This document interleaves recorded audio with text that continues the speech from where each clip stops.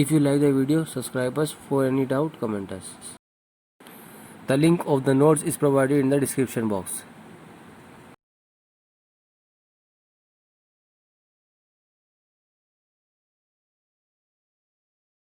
Hello dear student, my name is Devendra Singh. Today I teach you in solution elevation in the boiling point and depression in the freezing points and derivation of Raoult's law. Derivation of the Raoult's law, इसमें मैं बता रहा हूँ मोल fraction of the solvent is the number of moles of solvent N capital N divided by the number of moles of solute is small n plus the number of moles of solvent और total number of moles of solution.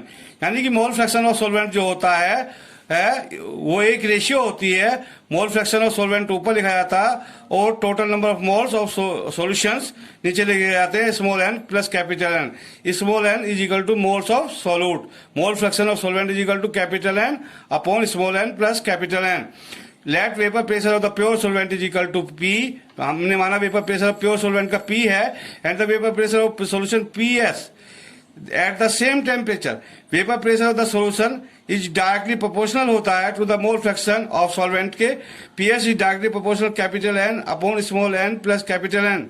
Bracket में लीजिएगा where n is the number of moles of solute, capital N number of moles of solvent. PS is equal to आ जाएगा is equal to directly proportional को हटा दीजिए K constant लगा दीजिए capital N divided by small n plus capital N. Equation number first where K is constant. In pure solvent number of moles of solute small n is 0 होता है. अगर pure solvent आप लेते हैं उसमें solute की अमाउंट कम होती है, नेग्लेजिबल होती है, then PS is equal to P आ जाएगा. Mole fraction of solvent is equal to capital N upon small N plus capital N. Small n की वैल्यू 0 रख दीजिएगा तो n upon n is equal to 1 आ जाएगा. Putting the value of n upon n plus n is equation first में रख दीजिएगा. PS is equal to K is capital N upon small N plus capital N bracket में जो है आप में तो पी एस इजिकल टू के इंटू 1 आ जाएगा और पी एस इजिकल टू के या पी इजिकल टू के आ जाएगा. सो पी इजिकल टू के यानी कि vapour pressure of solvent is equal to constant आ जाएगा. Vapour pressure of solvent is equal to constant आ जाएगा. पुटिंग द वैल्यू ऑफ के इन इक्वेशन फर्स्ट में रखेंगे. जो वैल्यू के की आई है वो इक्वेशन फर्स्ट में रखने का पी एस इजिकल टू के bracket capital N upon small N plus capital N bracket close. P S is equal to P फिर ब्रैकेट लगाइए इस capital N upon small N plus N capital N bracket में close कर दीजिएगा. यानी कि के की जगह रिप्लेस हुआ पी. जो के कॉन्स्टेंट था उसकी जगह पी आया. Vapour pressure of the solvent तो P S upon P S upon P को एक साइड में ले आएगा तो इज इक्वल टू आ जाएगा capital N upon small N plus capital N.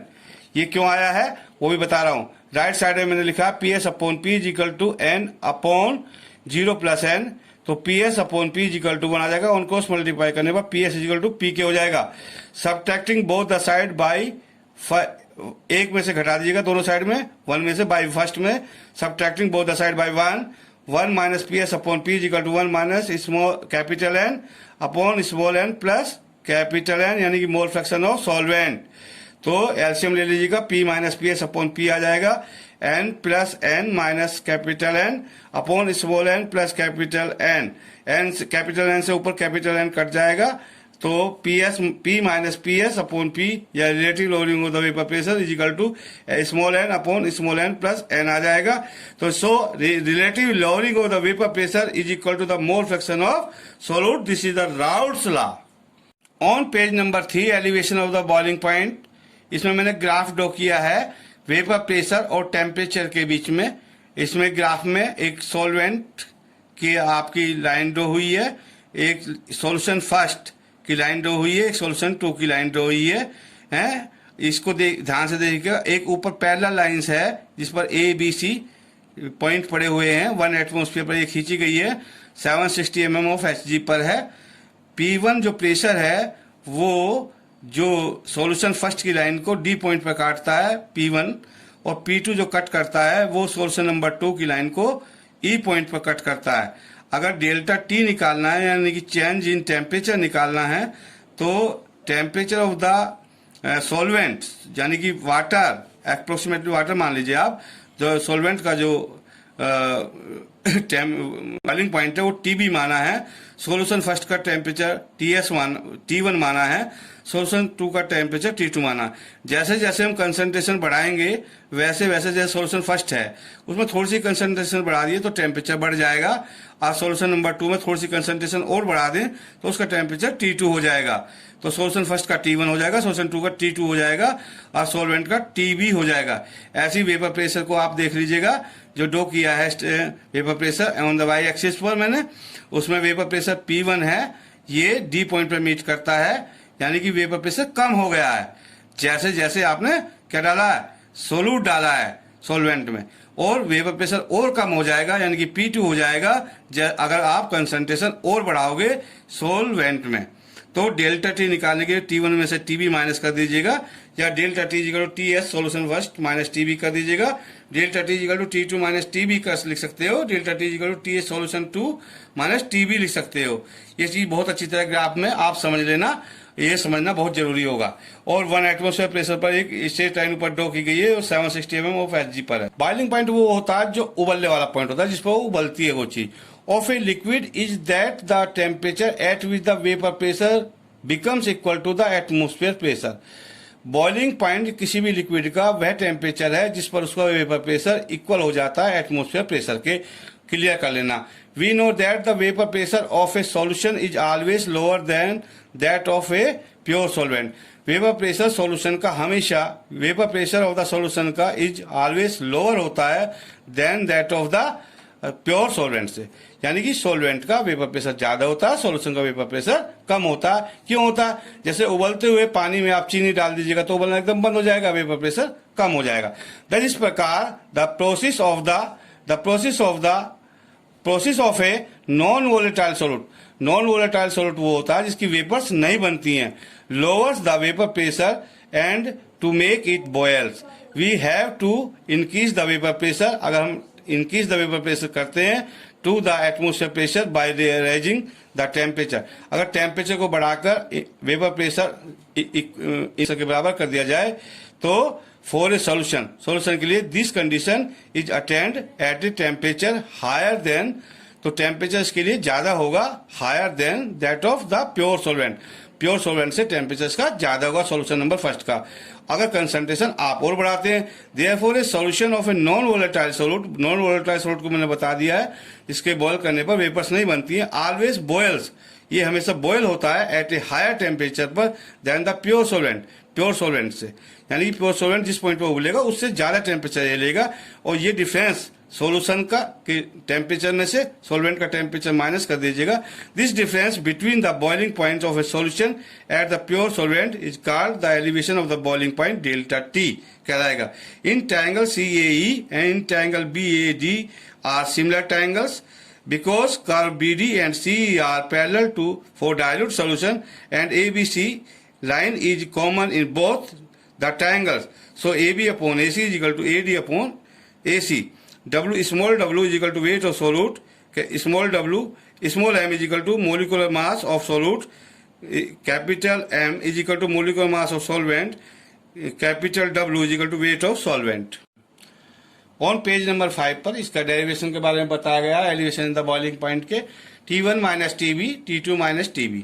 T1 में से सॉल्यूशन फर्स्ट जो बॉइलिंग पॉइंट है उसमें से सॉल्यूशन फर्स्ट का जो बॉइलिंग पॉइंट है उसमें से माइनस कर दीजिएगा boiling point of solvent upon T2 minus TB is equal to P minus P1, P minus P2।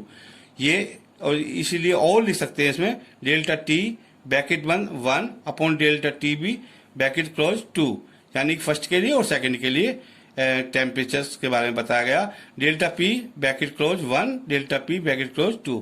इसके अकॉर्डिंग ये आता है delta TB directly proportional delta P के हो जाता है। This is the very important point, यानी कि elevation of the boiling point is directly proportional to the lowering of the vapour pressure.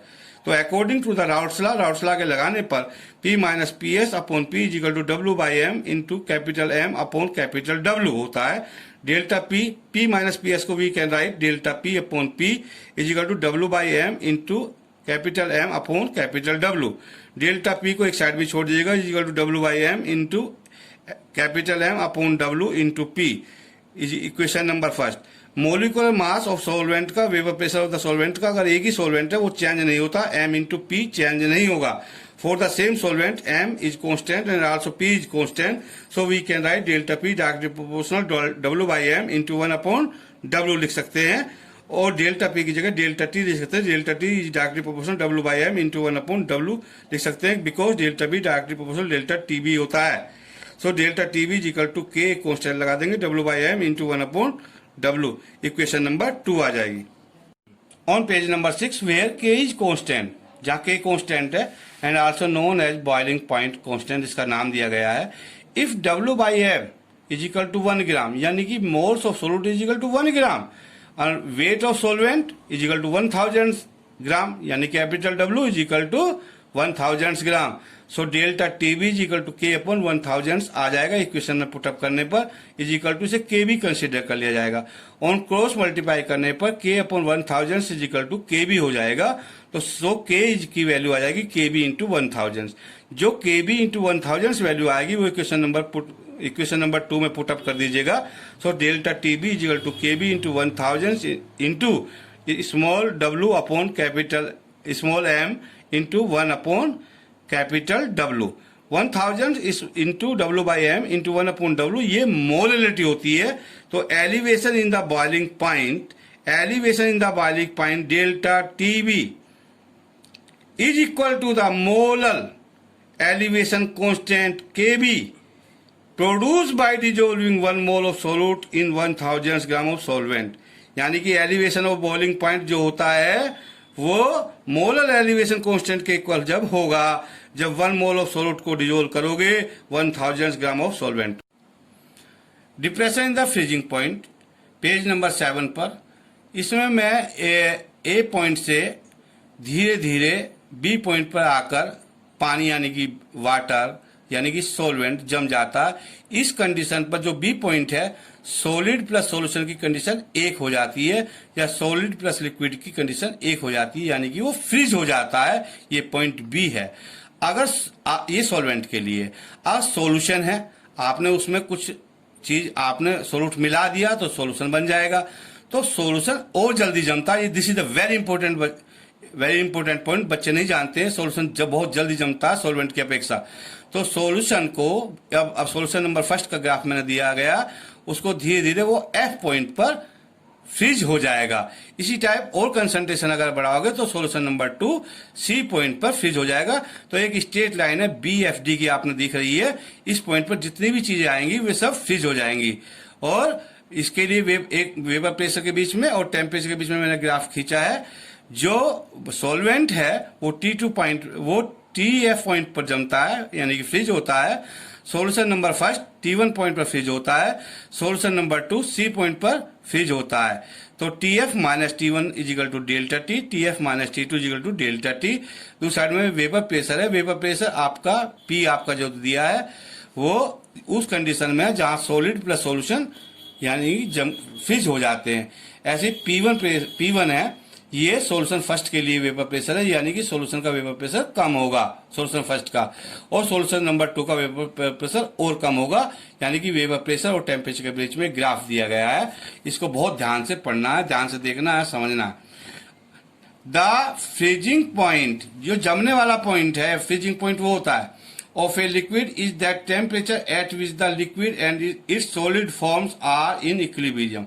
यानी कि फ्रीजिंग पॉइंट किसी भी लिक्विड का वो टेम्परेचर है जिस पर लिक्विड और उसकी सॉलिड फॉर्म्स जो होती हैं वह आर इन इक्विलिब्रियम में आ जाती हैं.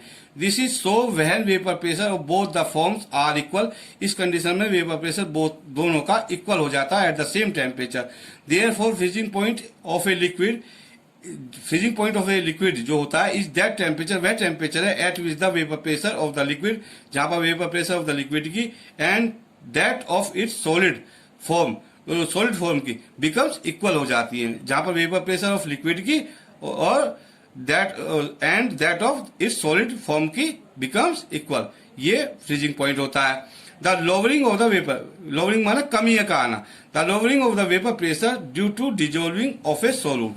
जो वेपर प्रेशर में कमी आती है वो सोल्यूट के डिजोल्व करने के कारण आती है. कोजिस जिसके कारण to the solution to freeze at a lower temperature, इसलिए सोल्यूशन लोअर टेम्परेचर पर जम जाता है, फ्रीज हो जाता है, because at the freezing. On page number 8, point of a liquid, its vapor pressure becomes equal to that of its solid form. इसका वेपर प्रेशर जो हो जाता है becomes equal हो जाता है to that of solid form के, which separate out, जिसे हम अलग कर लेते हैं, and is in equilibrium with its liquid phase. The solid form has a higher vapor pressure. जो solid form होती है वो higher vapor pressure when it remains in equilibrium with the pure solvent and its freezing point.